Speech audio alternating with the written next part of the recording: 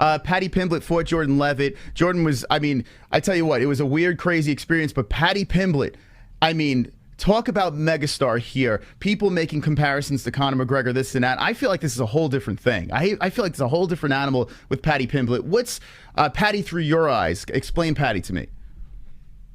Paddy is one of those fighters that comes along like Conor, like Ronda Rousey, like others I can mention.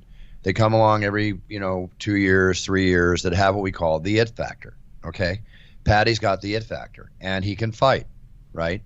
And can he handle the top 5 contenders? That remains to be seen. All right. But the before talk, the after talk, the congeniality he puts forward, the fan favoritism that he creates, he's so darn likable. He's funny. He doesn't try. He doesn't try too hard as other fighters. God love them all, but try sometimes too hard to be like Conor, to be like Chael Sonnen, to do that.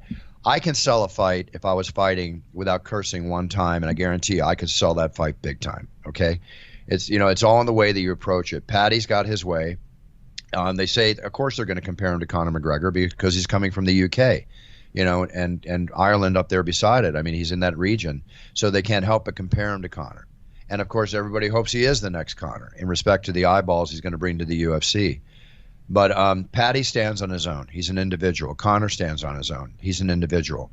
And Paddy's got something that other fighters don't have or have pieces of, and he's a full package. So I'm very excited to see the evolutionary process of his career and where it takes him, right?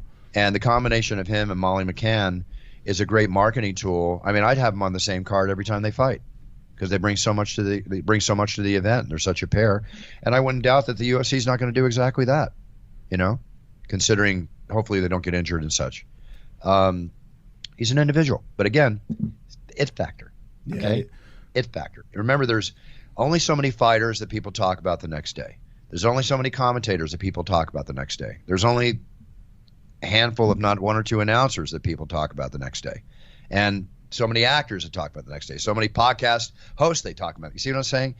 It's an it factor. Mm-hmm. And what I mean by that is it's the full circle. How do you handle yourself in the octagon? How do you handle yourself out of the octagon? How do you handle yourself on interviews, right? Are you consistent with who you are and the role and the image that you project, right? Because life is about consistency.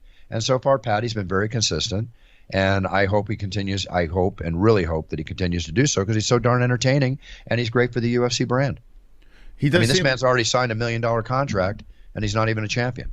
Yeah, it's wild. I don't mean with the UFC, with one of his sponsors. Mm-hmm. Was that Barstool you're talking about? I think Barstool. If I'm not mistaken, I read where he got a 7-figure deal with Barstool, and the head of Barstool was there in the arena in London that night. So good for Paddy, man.